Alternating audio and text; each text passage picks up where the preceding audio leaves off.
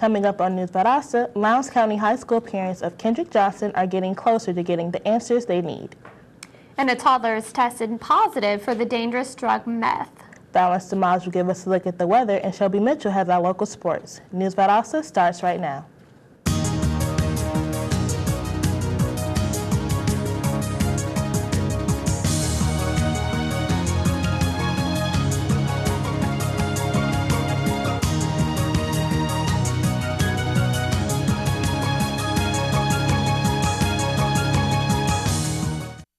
Welcome to this Thursday edition of News Valdosta. I'm Courtney Chickus. And I'm Monique Alexander. The parents of dead Lowndes County High School student Kendrick Johnson won a victory in court yesterday and did get access to the surveillance video of the gym where he died. The parents of Kendrick Johnson feel that they are one step closer to justice. Yesterday, a judge decided that the tapes from the gym the day that Kendrick died will be released to the family's attorneys. Amber Worthy is in the courthouse with more on this developing story. Amber? Yes, the judge ordered that the tapes from inside the Lowndes County High School gym be released to the family. The family and other supporters sat for more than 2 hours waiting on the judge to make this ruling, and after that, you can imagine they were ecstatic. Here's a clip from the press conference following the hearing. Today was a win not just for the Johnson family, not just for the attorneys who have been fighting vigorously for them to get to this point, but it was a win for the community and everybody who really wants this murder mystery to be solved. We're getting one step closer, and today represented a victory for the truth. Attorney Crump says they've made significant progress towards the answers they've been seeking since January. The coroner's inquest is still pending, but the coroner's attorney is expected to meet back with the judge on Monday. If the inquest is granted, the cause of death will be changed from an accident to homicide. At this point, it's believed that the investigation will be reopened. I will continue to follow this case and bring you guys the latest information. Reporting from the Lowndes County Judicial Complex, I'm Amber Worthy with News Valdosta. A press briefing is scheduled today with U.S. Attorney Michael Moore. He's been reviewing the details on this case, but we aren't sure at this time if he is considering opening a federal investigation into Kendrick Johnson's death. The briefing is being held in Macon at the U.S. Attorney's Office. The Sumter County School Board met on Tuesday night following a federal court ruling. The County School Board of Elections have been placed on hold due to a lawsuit claiming the board did not redraw district lines based on the 2013 census as required by the law. It's up to the school board to appeal that decision or to call a special election. The school board will make a decision next week. A Pavo woman arrested after her toddler and tested positive for meth is out on a $1,000 bond. Terry Hardy was charged with second-degree cruelty in a felony court. Investigators are unsure how the woman's 2-year-old ingested the meth. Hardy is expected to appear before a judge in the coming weeks. A Moultrie man convicted of murdering his ex-girlfriend is seeking a third trial. Mac Trimble Jr. was found guilty of murder and aggravated assault in 2006 and 2011, and a judge sentenced him to life in prison plus 10 years for the June 2005 shooting death of C.G. Hall. Hall was the mother of Trimble's child. Trimble was granted a new trial in 2011 because one of the jurors in his first trial had lost a child to murder. Judge Jim Tunninson will decide whether to grant another trial next week. An East Albany man is recovering after being shot while trying to help his mother break up a fight. 29-year-old Eric Kennedy was shot in his East Albany home Tuesday night. Kennedy was trying to help his mother and was struck in his right knee by a bullet. He was treated at Albany's hospital and was released this morning. No arrest has been made and the investigation continues. A Sylvester police officer hit by a pickup truck while directing traffic outside Worth County High School yesterday afternoon has been released from Phoebe Putney Hospital. 17-year-old Frederick Johnson is charged with distracted driving, driving on a learner's permit, and failure to obey an officer directing traffic. Coming up, Albany State University is still looking for a new president. And a bomb threat at a local high school is the reason why some students feel unsafe. Stay with us. So, I just moved in with his family, and it's embarrassing. The little one, he likes to go outside and crawl around in the giant litter box. I don't know what he's doing. I mean, I was born and I knew how to use the litter box. Look at that! That's disgusting! Oh, poop already! You're making me nervous. Oh, okay, I can't look at this anymore. I really hope he grows out of this, for his sake.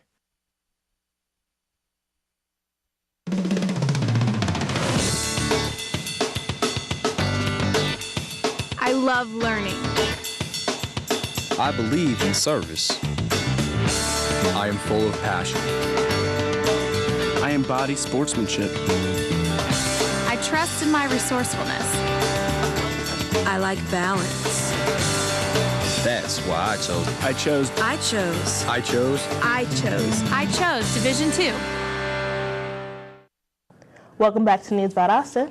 Well, here's a story about dedication.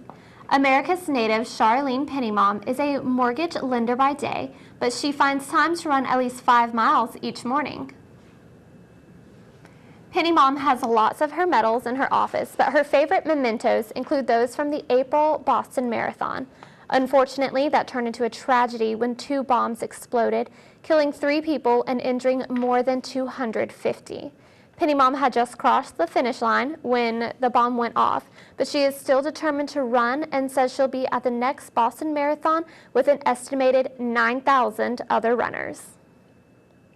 The University System of Georgia has named Kimberly Ballard Washington to serve as interim president at Albany State University. Ballard Washington will assume the interim presidency on November 1st. The school says the appointment will be temporary until still another person is chosen to serve as an interim president for a longer period of time. Albany police are asking business owners to join them for a Business Watch organizational meeting. Like a neighborhood watch for homeowners, Business Watch will connect owners so they can work together to protect their businesses. Police say crime generally increases during the holidays and they want businesses to be ready. How do you feel about alcohol on Sunday? There are 2 Sunday sale proposals on the ballot in Tifton. Some say Sunday alcohol sales will bring more business and revenue to the city. If the ordinance passes on November 5th, establishments like Locker Room Sports Bar will be open on Sunday and will sell alcohol. Election day is Tuesday. The federal government is issuing its first guidelines to schools on how to protect children with food allergies. The volunteer advice calls on schools to take such steps as restricting nuts, shellfish, or other foods that can cause allergic reactions, and to make sure emergency allergy medicines like EpiPens are available. A recent CDC survey estimated that about 1 in 20 children in the U.S. have food allergies. Up next on News Valdosta, the change in weather might be the reason why some South Georgians are getting sick. And we'll take a look at our local weather. Stay with us.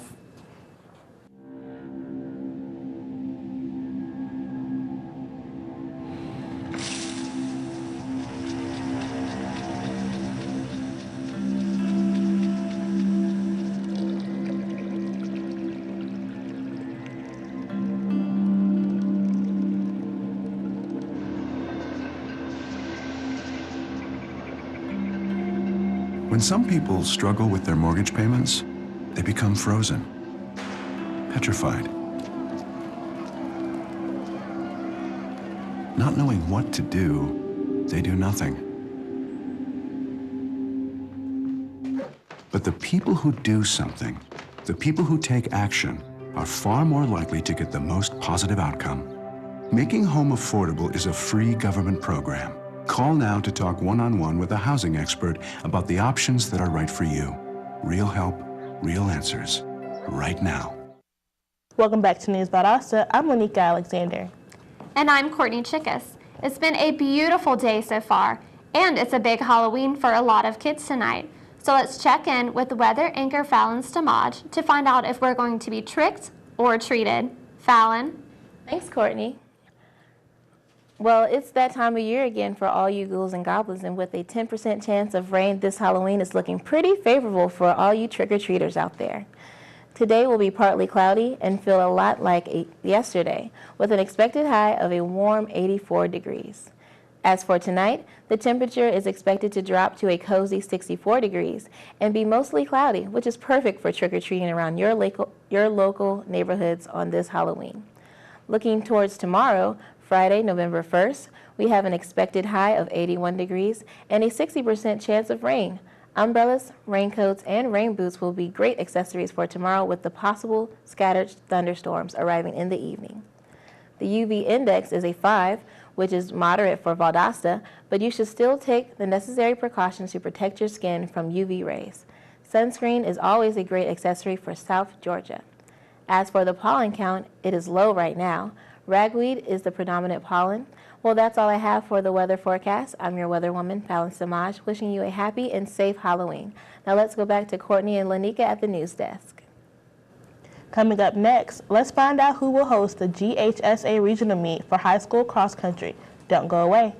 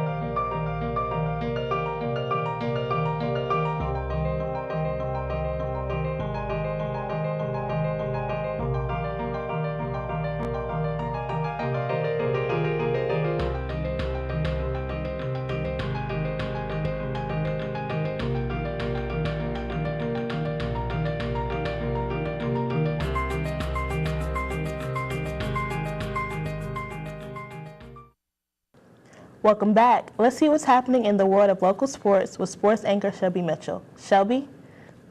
Thanks, Lanika. Valdosta High School will host the GHSA Region 1 6A Cross Country Championship meet today at Freedom Park.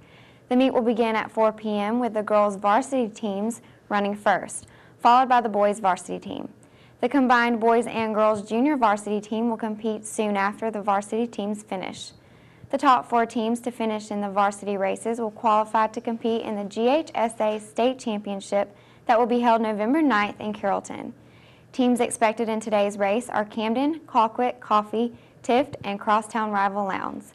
If you would like to come out and support your local teams, there will be no admission fee for spectators.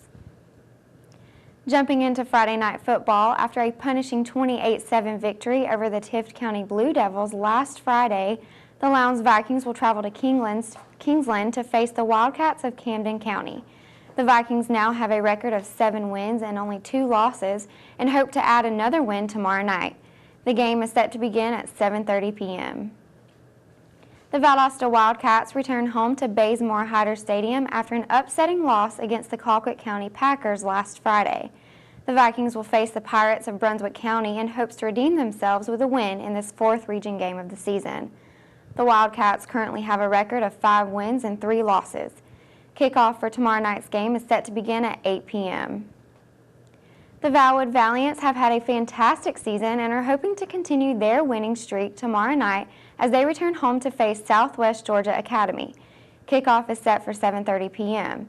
So far, the Valiants have been undefeated, possessing a record of 8 wins with no losses. Let's see if the Valiants can keep up the good work. Keeping the ball rolling with baseball news, it's been 95 years since the Boston Red Sox won the World Series in Fenway, but they pulled off a win of 4-2 in Game 6 against the St. Louis Cardinals. Lowndes High School alumni Stephen Drew, who plays shortstop for the Red Sox, helped bring in the victory. Going into the final game, Drew had only hit 1 for 15 in the first 5 games of the World Series, but he redeemed himself when it mattered most. Drew started the night shaky in his offensive game, but made up for that in the 4th inning of Game 6 when he hit a home run, which ultimately ended Drew's World Series on a high note. Drew's success in last night's game underscored one of the main threads of this postseason for the Boston Red Sox. That's a look at our local sports. Back to you at the news desk. Thanks, Shelby. When we come back, early voting might be the reason some locals are getting up early tomorrow morning. And find the best places to spend your Halloween. Stay with us. What will you find at Valdosta State University? Challenging academics. Innovative hands-on experience. Over 100 fields of study. Engagement in a vibrant community. Caring mentors and friends. Service and leadership opportunities. Championship athletics. The full university experience. At Valdosta State University.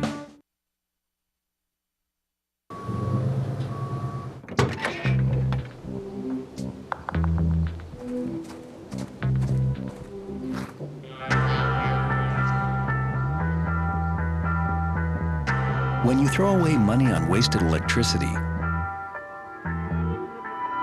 you're throwing away everything you could have bought with it. Saving energy saves you money. Learn more at energysavers.gov.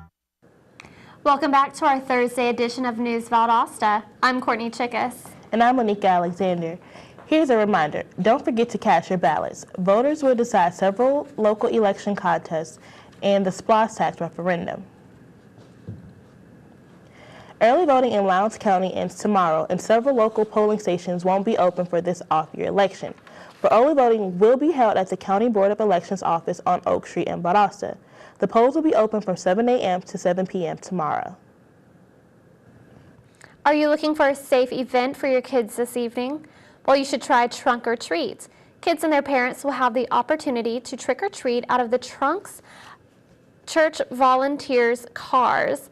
This event will be located at Albany's Christian Church from 6 to 8 p.m. It's a free event for children to come and get lots of candy, enjoy an inflatable slide, and have lots of fun in a safe environment. Last Saturday, Hayhire was the site of a supernatural investigation. Reporter Xavier has the story.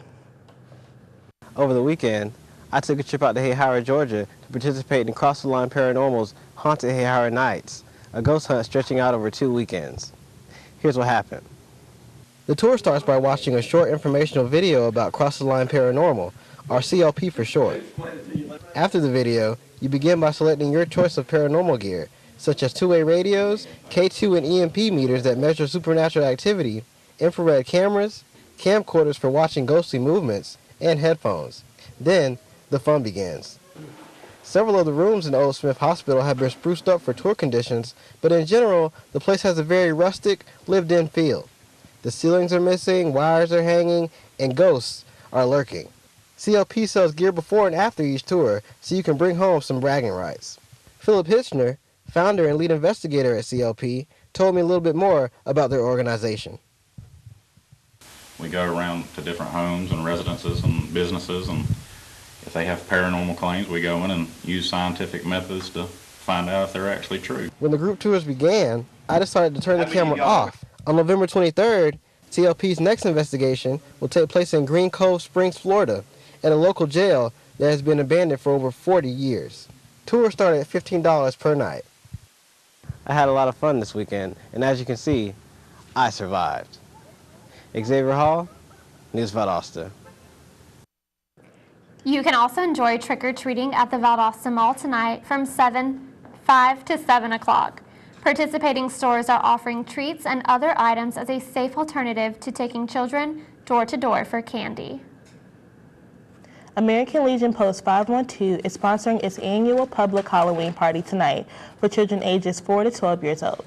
The Post will have a special guest to entertain children and will provide hot dogs, potato chips, drinks, candy, and music.